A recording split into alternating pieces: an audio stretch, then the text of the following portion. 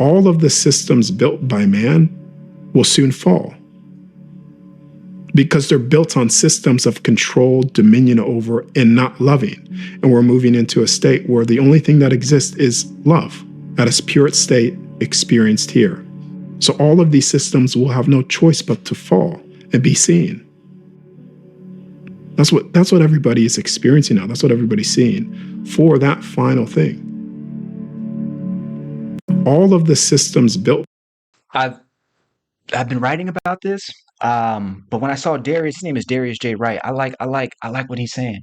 It's like that's exactly how I see it, and that's always interesting. Is that ideas that feel like, oh, this is, you try and claim an idea, and I'm like, oh yeah, I can definitely see this is going to happen. You get these visions or whatever the case is, and it's like, oh, bro, it's shared. You know what I'm saying? Like, all you gotta do is tap into the frequency and you get it.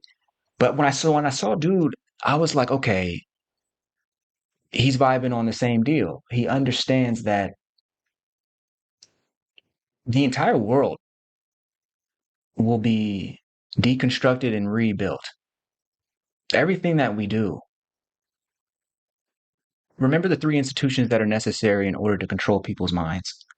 The ones that the elite, your power players, the so-called elite anyway, are fighting to make sure that they control. If you remember what those were from last week, schools, religion, and the media.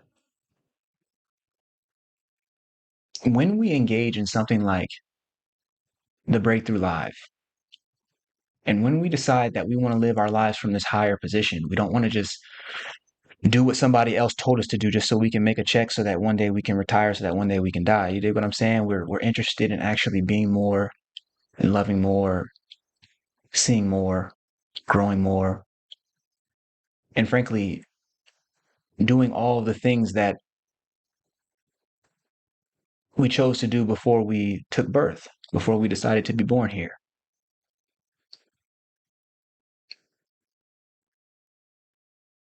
Something like that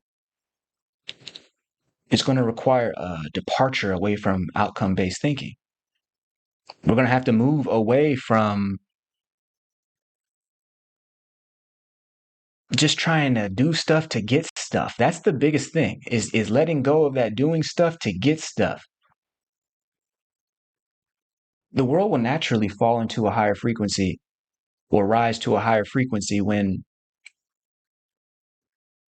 we just put the right values in front, when we allow love to lead with the correct understanding of what love actually is. We have to see it as more than an emotion. To get at William's question, if we just think of love as just action, as just emotion, or as just a feeling, we miss the point. We miss the point.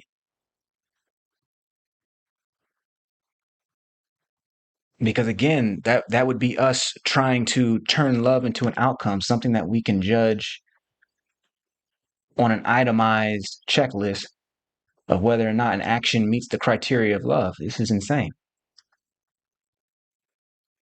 It is an experiential phenomenon. Quality we can discern in actions. We can tell if something comes from love or not. But to try and, force an action to be love is crazy. And it's an impossible situation. And so folks tend to avoid the love conversation altogether, and as a result, rely on lesser logics in order to construct the world. And lo and behold, most people suffering because of that. Because we're not returning people to who they really are, because we're not returning people to what you may call God, because we're not allowing people to cultivate and grow in their divine frequency.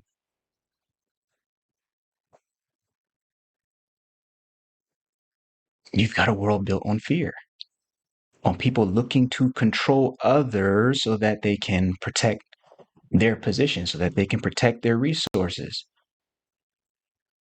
They're thinking, oh boy, there's only so much to go around because I can only observe these limited resources with my limited senses, and therefore that must be the truth of reality. I need to protect minds. I need to get minds.